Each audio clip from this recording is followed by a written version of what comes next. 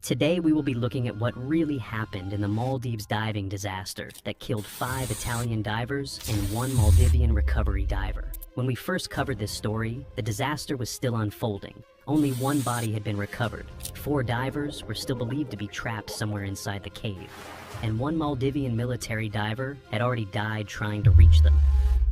But now, the story is different. All 5 Italian bodies have been recovered. The cave layout is clearer. The permit issue is becoming one of the biggest questions in the investigation. And the strongest theory is no longer just that 5 divers went too deep. It is that they entered a deep underwater cave during dangerous conditions, possibly tried to make their way back out, and then something in that cave, current, restriction, darkness, visibility, or gas, stopped them from escaping in time. This is not just a story about a dive that went wrong. It is a story about a cave that may have turned the exit itself into the trap. As always, viewer discretion is advised.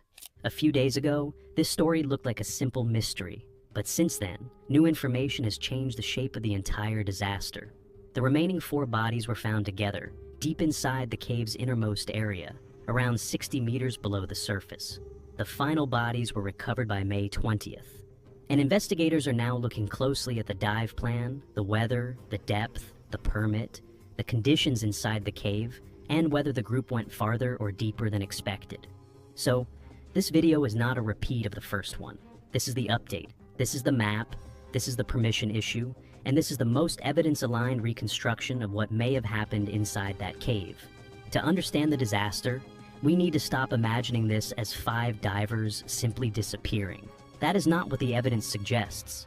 The cave was not sitting in shallow reef water, where someone could just swim down, look around, and come back up.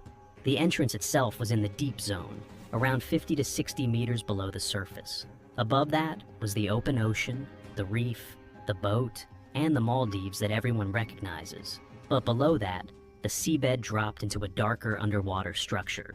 The map shows the basic danger clearly. At around 50 meters, there is the cave entrance. The locals call it the Shark Cave. 50 meters is already far below the normal recreational diving limit in the Maldives, which is 30 meters. Then the entrance opens into the first chamber. In the first version of this story, the cave was often described in a simple way. 3 chambers, one after another, with the divers moving deeper until they were trapped in the final section. That was useful when the story was still developing, but the recovery findings now give us a clearer picture. The cave was not just a straight line into the reef. The access began through a large first chamber, almost like a big cavern near the entrance. From that first chamber, a narrow tunnel led into a second large chamber, and that second chamber is where the real danger seems to have formed, because the second chamber had no natural light. It had a sandy bottom, and if that sand was disturbed, visibility could drop very quickly, that too, in a place where visibility already was low. Then, inside or near that second chamber, the recovery team found another tunnel branching off to the side of the main route. And when the specialists followed that side tunnel, they found the 4 missing divers together in the same area. That changes the whole story. This matters because the cave was not just deep.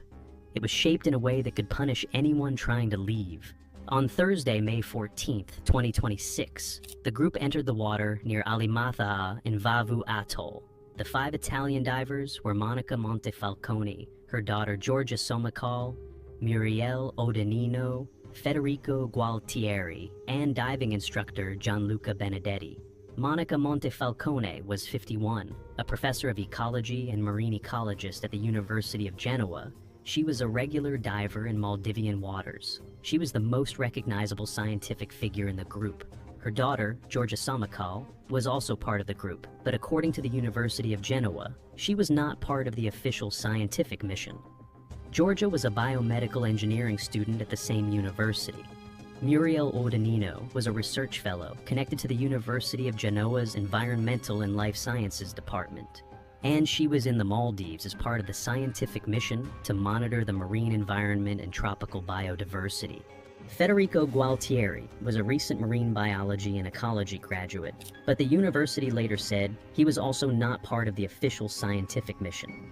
And then there was Gianluca Benedetti, the group's diving instructor, who had reportedly lived in the Maldives for 7 years. So this group was a mix of scientists, students, recent graduates, and a local experienced instructor. which is exactly why the case became so complicated. It was said that they had a permit.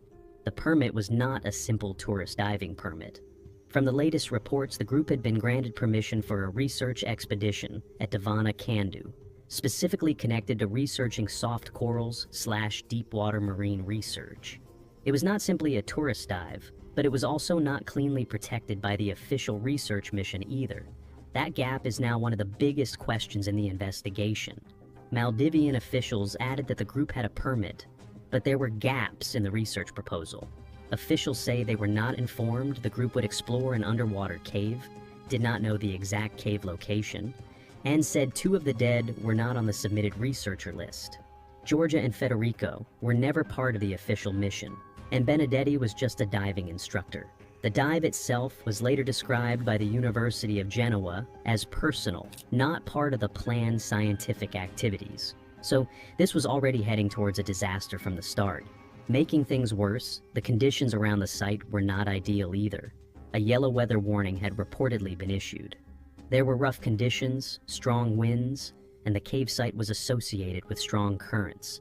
Later, officials would also describe the underwater conditions as difficult, with strong currents and poor visibility. These details are not background, they may be central to the story. The group descended toward the cave entrance. At around 50 meters, the opening became the line between 2 worlds. Behind them was open water and the way back to the surface. Ahead of them was the cave, the first chamber, the restriction, the deeper chamber, and then the innermost area. Once they crossed that entrance, the dive changed. They were no longer only diving deep, they were under a ceiling, and in an overhead environment, the surface does not matter unless the diver can first reach the exit. The official investigation has not confirmed the exact final trigger, so we cannot say with certainty that current pushed them in, or that they were already exiting when it happened. Before the recovery details came out, one of the strongest theories was that current may have pushed the divers deeper inside. And that theory was not random. The site had reports of difficult conditions, strong current, and poor visibility. In a narrow underwater passage, current can become much stronger than it feels in open water. A diver trying to swim against it may burn gas very quickly. If the current pushes through a restriction, even a calm diver can lose position. And if several divers are trying to move through the same section, current can create confusion fast. So yes, current may still have played a role, it may have made the exit harder. But based on the newest recovery findings, current is no longer the cleanest explanation by itself. So the better explanation is this: the current may have been part of the danger, but the most evidence-supported trigger now appears to be something else.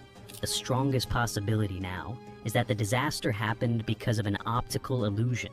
The divers entered through the large first chamber, then followed the narrow tunnel into the second chamber.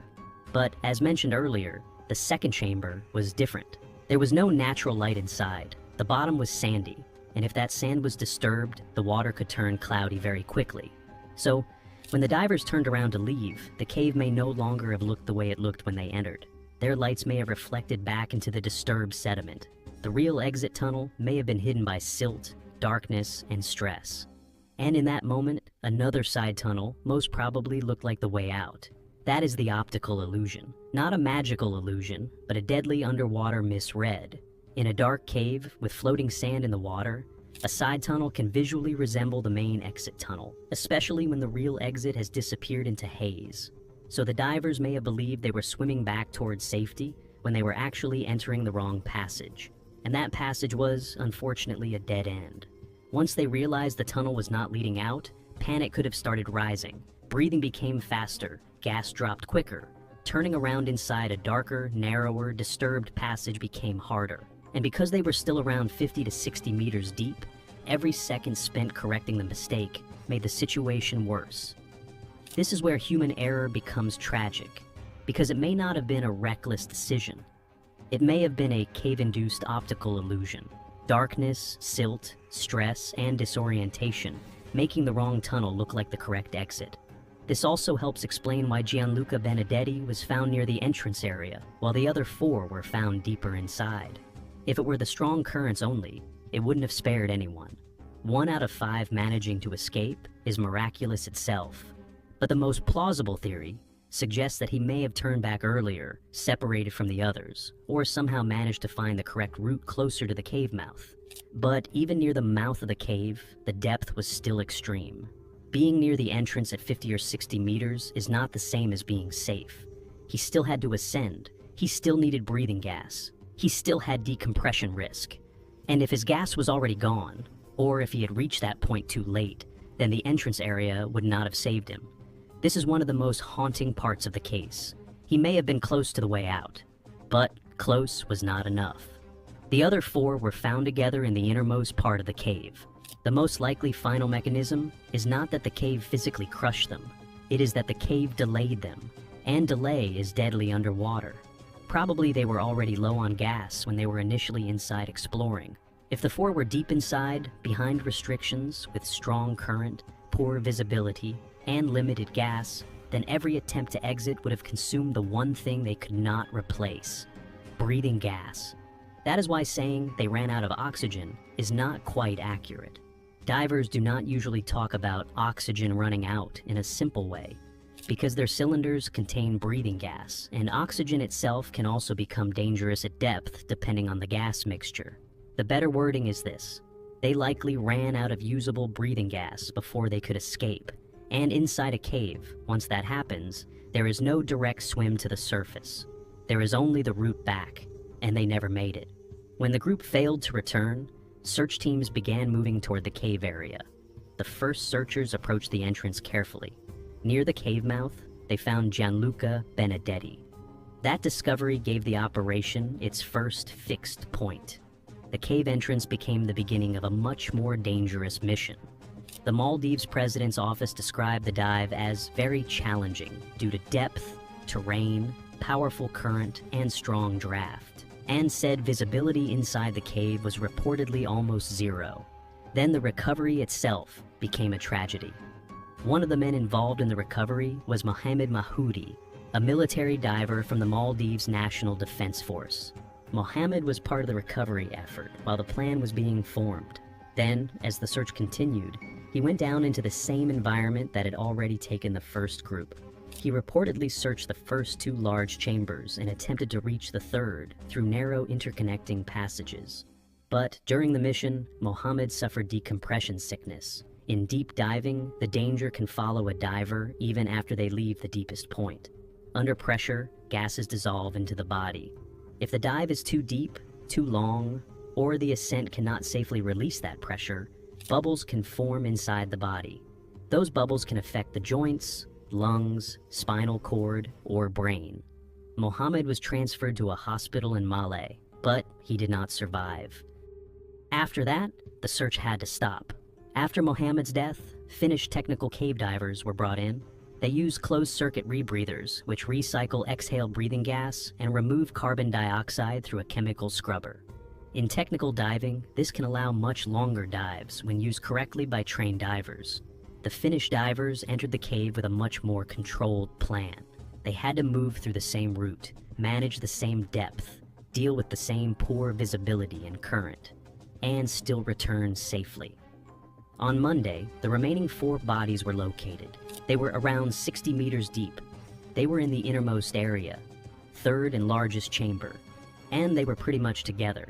Then the recovery was done in stages. 2 bodies were brought out first. Then the final 2 were recovered on Wednesday, May 20th. By then, all 5 Italian divers had been recovered. Gianluca Benedetti, Monica Montefalcone, Giorgia Somacal, Muriel Odenino, Federico Gualtieri. The recovery mission was complete, but the investigation was not. So, what really happened in the Maldives diving disaster? The permit issue is where the case becomes complicated.